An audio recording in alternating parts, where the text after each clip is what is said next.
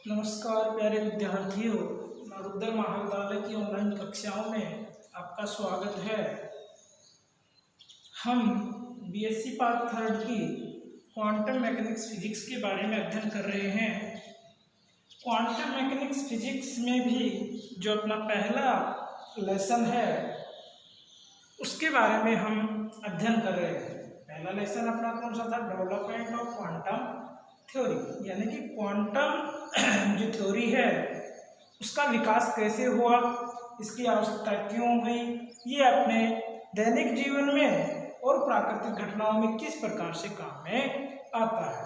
Last class में हमने अध्ययन किया था कृष्णिका वितरण ऊर्जा वक्र से जो प्रायोगिक तथ्य हमारे को पता चला कि कौन कौन से प्रायोगिक तथ्य होते हैं और जो ये ऊर्जा वितरण वक्र होता है इसमें क्या क्या निष्कर्ष निकलते हैं।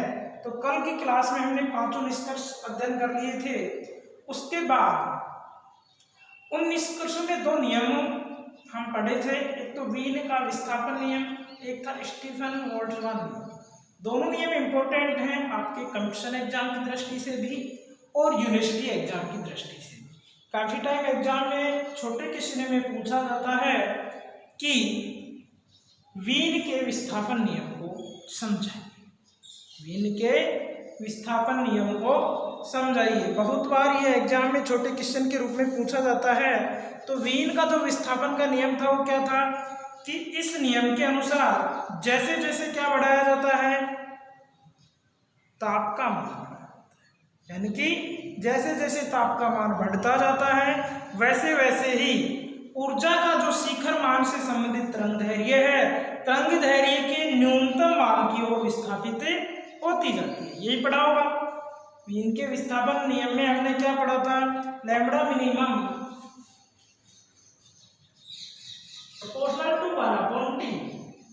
कहने का मतलब क्या है कि इस नियम के अनुसार पहले जैसे जैसे ताप का मान बढ़ता जाता है वैसे वैसे ही ऊर्जा के शिखर मान से संबंधित जो वेवलेंथ है वो वेवलेंथ के निम्नतम मान की ओर विस्थापित होती जाती है।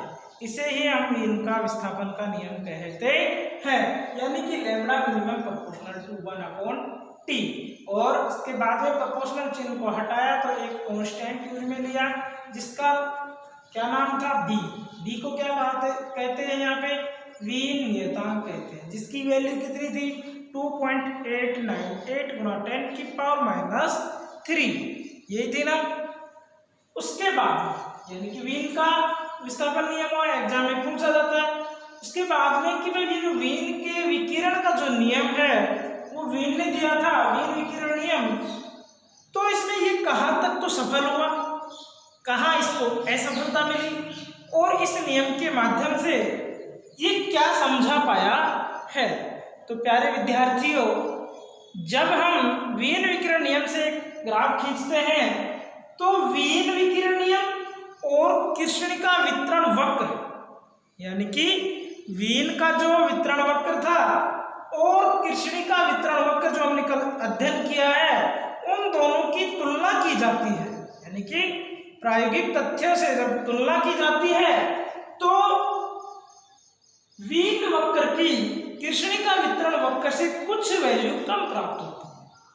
यानी कि दोबारा से समझो कि जब हम दोनों नियमों से जो वक्र हमारे को प्राप्त हुए हैं, एक तो वीन विकिरण वक्र और दूसरा कृष्णिका ऊर्जा वितरण वक्र, जब इन दोनों की हम तुलना करते हैं तो जो कृष्णिका ऊर्जा वितरण वक्र से वैल्यू प्राप्त हुई थी उससे कुछ मान इसका कम प्राप्त होता है।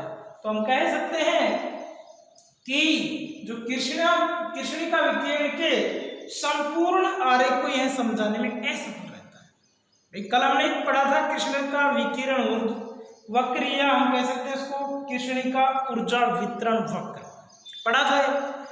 तो उससे जो बातें हमारे को स्पष्ट हुई थी, आज हम वीन के विकिरण नियम पढ़ा तो उससे जो बातें स्पष्ट हो रही हैं।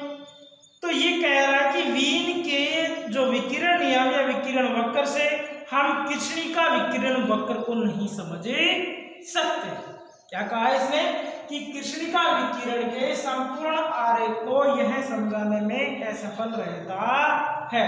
तो पहला बिंदु क्या है कि कृष्णिका विकिरण वक्र और वीन का जो आरेख है या वीन विकिरण नियम है वो कृष्णिका ऊर्जा वितरण वक्र को समझाने में असफल रहता है।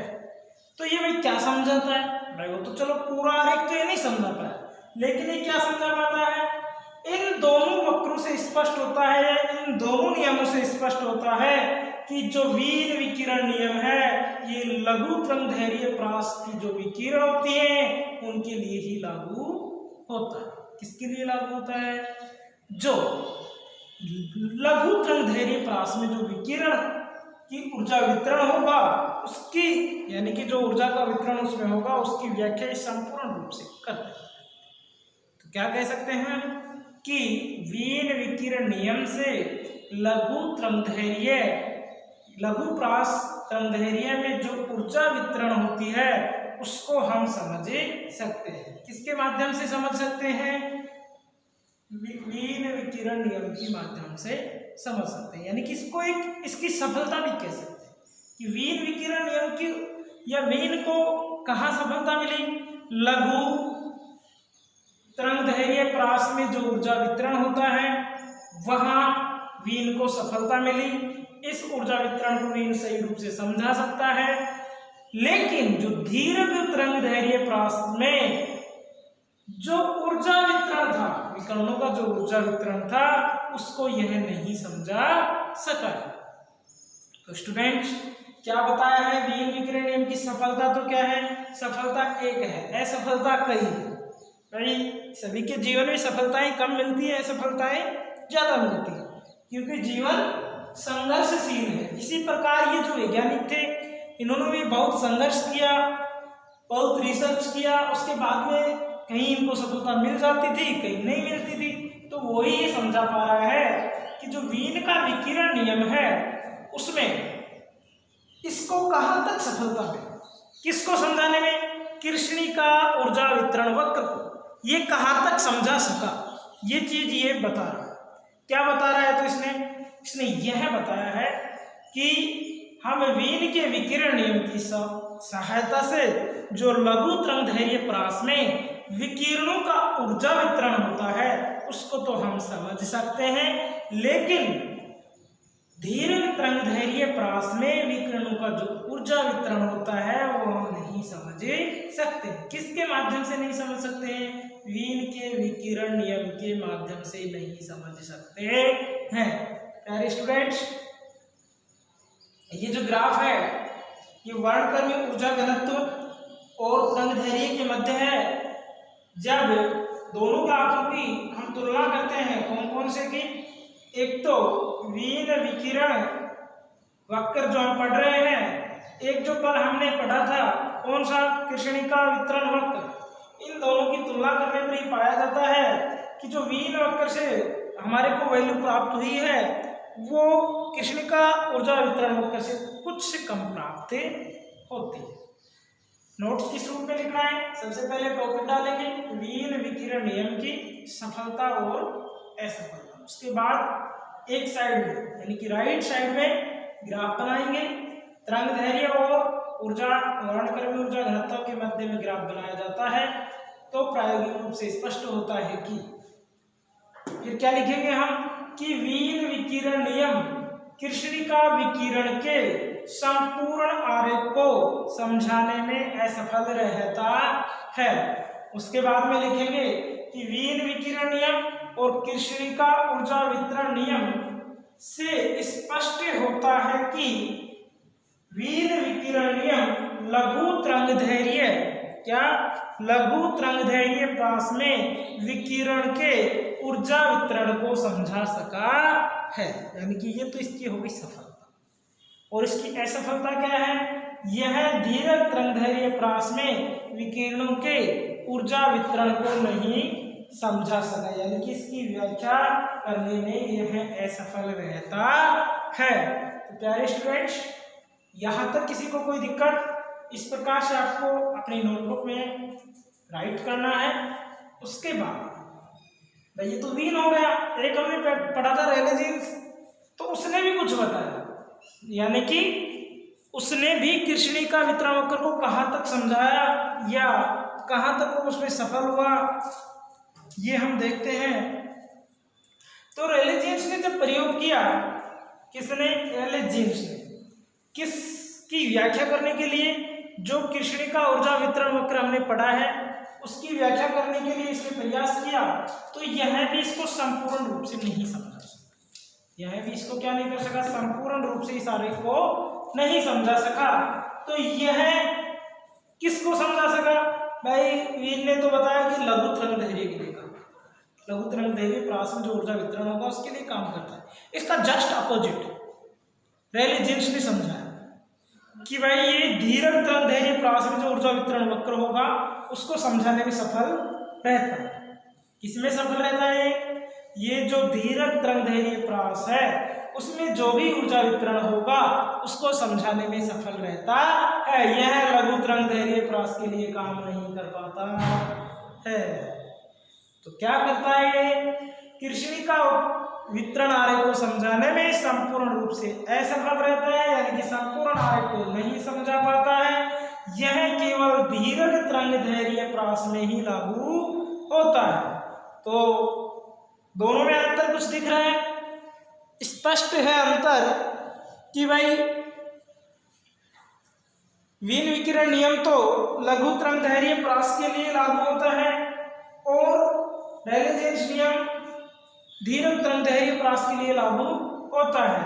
लघु तरंग धैर्य प्रास में विकिरण के ऊर्जा वितरण को रेले जीन्स नहीं समझा सका है। और इसकी एक और असफलता कौन सी? कि यह जो उच्च आवर्ती के विकिरणों के लिए कृष्णिका वितरण होगा उसकी व्याख्या करने में भी असफल रहता है। प्यारे स्टूडेंट्स, दो नियम हैं, दोनों कौन कौन से हैं? वीन विकिरण नियम, रेले जीन्स नियम। इनकी सफलता और असफलता, यानी कि ये कहाँ तक सफल हुए, कहाँ तक इनको असफलता मिली।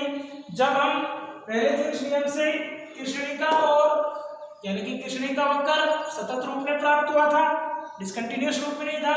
रेले जीन्स वक्र इस रूप में प्राप्त होता है, यानी कि इससे अधिक इसका मान प्राप्त होगा, यानी कि ये धीरक तरंग धैर्य प्रास वाले कृष्णिका ऊर्जा वितरण वक्र को समझा पाता है। और आरेख किस किस के मध्य खींचेंगे?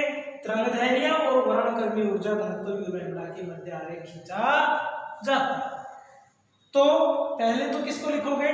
वीन विकिरण नियम की सफलता और असफलता। इसको राइट करने के बाद पहले इसको समझोगे कि ये क्या समझा पाता है, क्या नहीं समझा पाता है, ये कहाँ सफल होता है, कहाँ असफल होता है। उसके बाद में रेले जीन्स नियम की सफलता और असफलता लिखेंगे। दोनों में एग्जाम दृष्टि से कैसे याद रखते हैं? एक लाइन याद रखने की आवश्यकता है। कौन सी? कि भाई ये किसके लिए सफल हुआ और वो किसके लिए सफल हुआ। तो दोनों का उल्टा है। वीन है वो कम तरंग धैर्य प्रास के लिए, ये प्रास ऊर्जा वितरण की व्याख्या करता है, और रेले जीन्स है वो किसके लिए? धीरक तरंग धैर्य प्रास में जो कृष्णिका वितरण होता है या कृष्णिका ऊर्जा वितरण होता है उसकी व्याख्या करने में सफल रहता है। इसकी एक असफलता आपको अलग याद रखनी है कि यह उच्च आवर्ती के विकिरणों के लिए कृष्णिका विकिरण की व्याख्या नहीं कर पाता है। तो आज की क्लास में आपको मेरे हिसाब से समझ में आ गया होगा। याद रखने का मात्र एक बिंदु है कि कौन सा नियम कहाँ सफल रहता है। असफलता तो अपने आप ही, मतलब असफलता ज्यादा होती है तो याद रहती है, सफलता एक ही है उसको हम याद रख लेंगे दोनों की, तो अंतर भी हो जाएगा और याद भी रह जाएगा। तो सभी अपनी नोटबुक में इसको लिखें। बुक आपने खरीदी ली होगी, जिसने नहीं खरीदी है तो बुक परचेज करें, जिससे आपको पढ़ने में दिक्कत नहीं आए। कुछ यहाँ समझे, उसके बाद जो कुछ बातें हैं वो अपनी बुक से पढ़ें और अपनी नोटबुक में राइट करें। धन्यवाद।